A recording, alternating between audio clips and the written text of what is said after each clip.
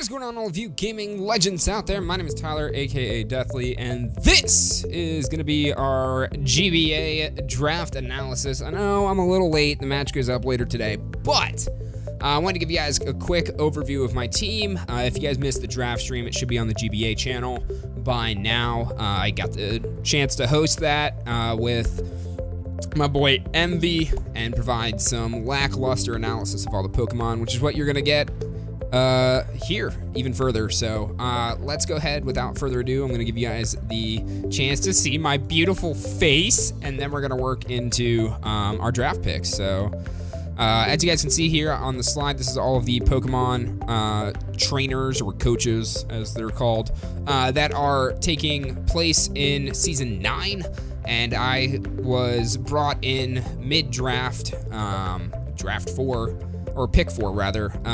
Nope, that's not true.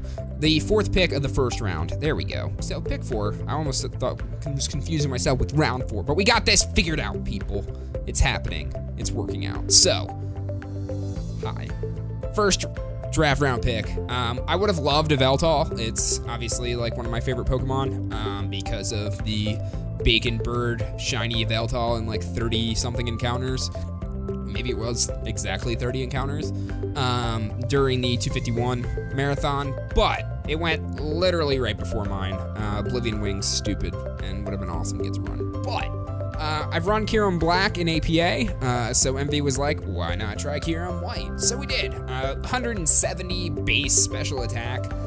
This league has some addition of Ubers to the overall draft, so I was very excited to have an opportunity to get to use some new Pokemon, as I feel like I become a better battler the more variety of Pokemon that I use, because it gives me a better understanding of when I see that Pokemon in the future, how to go up against it, and what its weaknesses are. Like Mega Scizor, I'm like, oh my gosh, Mega Scizor can get burned by everything, so I would rather pick regular Scizor.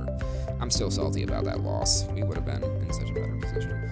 But if only at HP fired, because who would have thought I lived on 3 HP? Anyway, Kyurem White, Dragon, Ice, Turbo Blaze, pretty much just great stab typing, just stupid high special attack stat, and can really just powerhouse wall break with either Specs or Life Orb.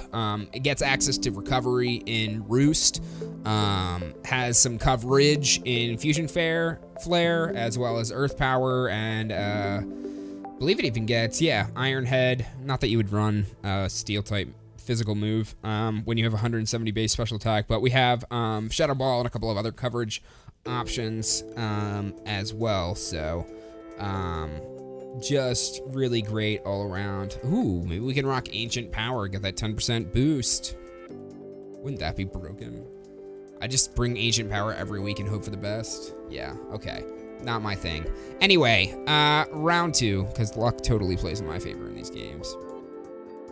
Went up and picked up Gothitelle. Honestly, again, another Pokemon I've seen. It's borderline. It's been in a lot of draft leagues and goes undrafted. Even in non-Ubers leagues, it's a tier 1. Here it's a tier 2, so I figured it was a nice value pickup. Has access to Shadow Tag as well as competitive. Gives me an ability to trap and dispose of somewhat passive Pokemon. Has a chance to just kind of prevent people like Mons from setting up and just like deal with it.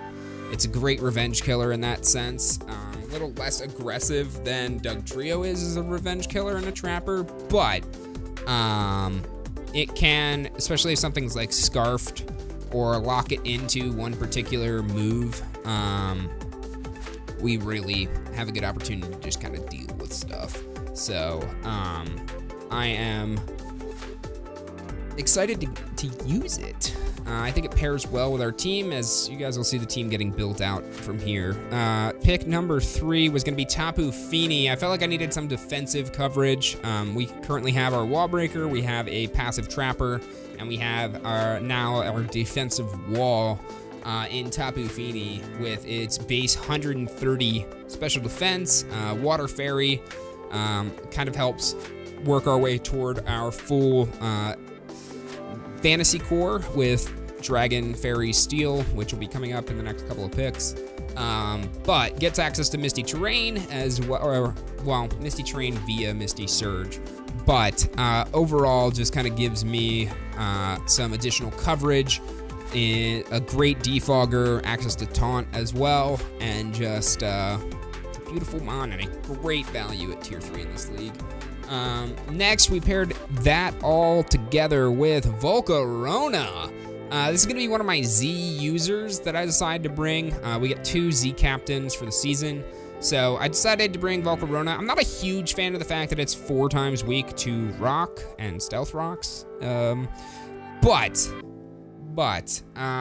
the base 135 special attack, as well as a great base 100 speed, access to the Quiver Dance, Bug Buzz hitting behind Substitute, as well as stab in Flamethrower and Fiery Dance, Fire Blast, etc., and the ability to heal itself with Roost as well. Kind of just makes this a very threatening sweeper if I can get off 1 Quiver Dance. So honestly, I feel like there's going to be some times where I just like lead this Pokemon and hope it's a poor matchup against whatever's in front of me, so I can just Quiver Dance and get set up, maybe even behind a sub. Because if I can get 2 Quiver Dances off, like, oh my god, it'd be looking great. And then kind of just to help round out the team even more, we have Nihilego. Again, a 4 times weakness in ground. Not the biggest fan of that.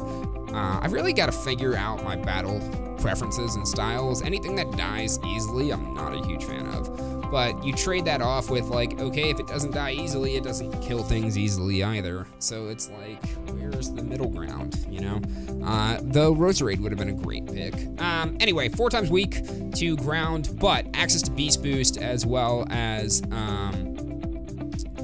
just a great overall set of utility in T-Spikes and Stealth Rocks. Can run with Recovery in Black Sludge, or Damage Boost in Life Orb. The Power Gem is one of the, I think, the few high level, if not the only, no, there's Diamond something or another, that special attack rock moves, and it has great special defense as well. Actually, that's its highest stat. You would never think of this as like a specially defensive Pokemon, but I digress. Nihilego is going to get paired up with our Mega. You are not required to grab a Mega in GBA Season 9, but I decided to grab Mega Aggron. I'm currently also scouting out. I love Mega Aggron. As you guys saw, I went up against a coach in the APA that had it, ran it with a curse set, and was just disgusting. I mean, you're looking at a base 230 defense. Like, when you look on Smogon, there are very few Pokemon that have a blue bar for their stat, and it's disgusting. Plus it gets that pure steel typing, which resists a lot, and only has like 3 weaknesses. It's not a 4 times weakness because it's only a monotype, and an immunity on top of that. Like, great Pokemon. And then you couple that with the defense. Heavy Slam obviously hits extremely hard. What the heck does Filter do? Oh, 3/4 damage from super effective attacks. Dope. So even better. And then also another rocker, and then some coverage and punches or EQ. And then can even just like slowly whittle things down with Toxic. But yeah, that's Mega Aggron. I'm excited to use it. That's kind of the first defensive Mega I've ever gotten. So again, I feel like I'm trying for a different ploy here in terms of my overall like ability to battle. I think I'm erring more toward the cautious / defensive side of things, and we're gonna see how that plays out for us. My next pick, definitely not a defensive snag here, was gonna be our Staraptor. Base 100. My team's really not fast. I'd say it's like moderately fast. I don't have any like aggressively fast Pokemon, but I think that plays into well because I can run Trick Room. You guys will see later with that pick, potentially. But 100 speed, 120 attack, has access to both Reckless and Intimidate. So I can either drop somebody else's attack or boost my own with the recoil moves in Brave Bird and Double Edge, both of which are stab for this Pokemon. Offers some U-turn support, as well as some coverage, and gives me access to Tailwind and Defog as well, and a great Scarf user additionally for the squad. So that is Staraptor, and then round 8 we picked up Virizion, again another 4 times weak Pokemon. I feel like I need to yell at my front office. I do love Virizion though. 108 base speed, 129 special defense. I ran this in P4G, the low tier league that I loved. Almost made it to the playoffs. This close. We got like triple flinched for the win, for the loss actually, for Leo's win.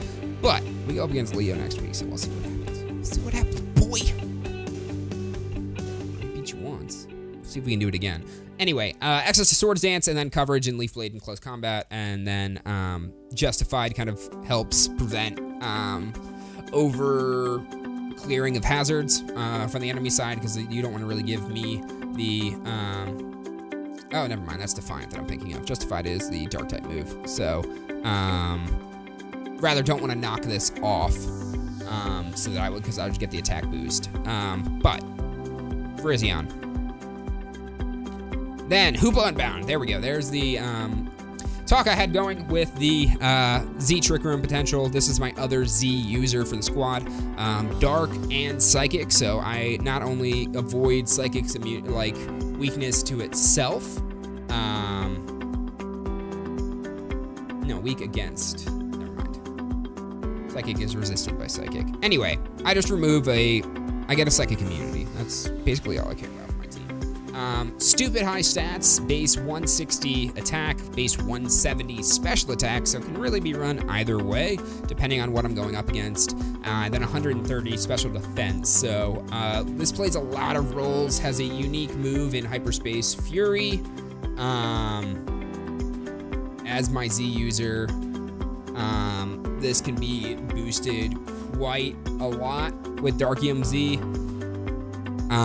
And then also has access to Nasty Clot, coverage in Focus Blast, and then 2 great stab typings that hit a large majority of the tier.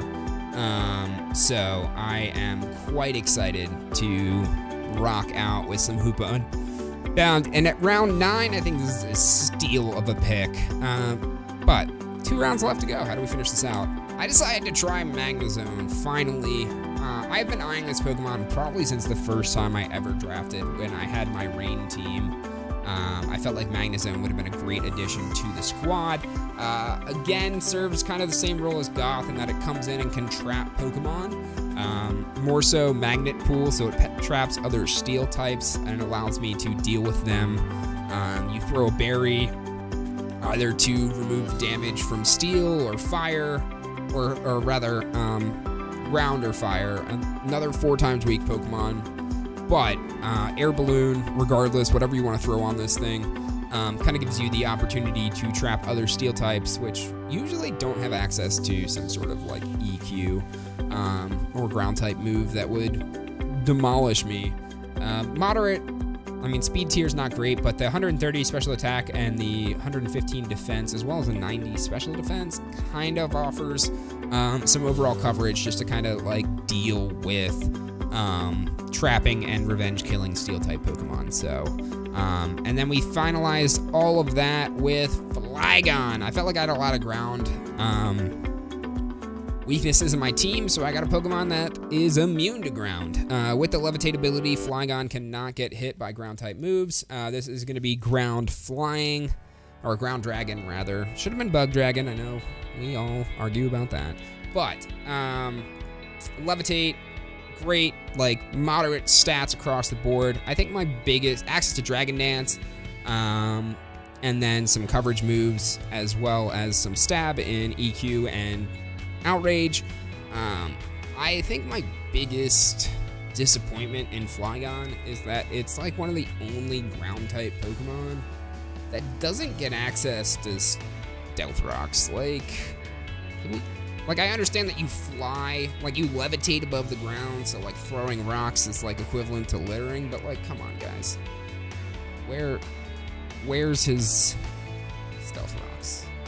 I feel like that's the only thing my team's really lacking, is, one, the ability to clear hazards from a majority of my team. I mean, we can handle it with Staraptor or Tapu Fini, but the other thing that bothers me is my seeming lack of utility as well. I mean, I have quite a lot of access to rocks, but we could always do better. We can always do better. I think it's great to have multiple hazard setters, but that's going to be the squad.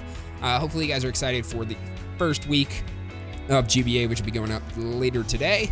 And thank you all so much for watching. Be sure to check out the battle and wish me luck on the upcoming season of GBA.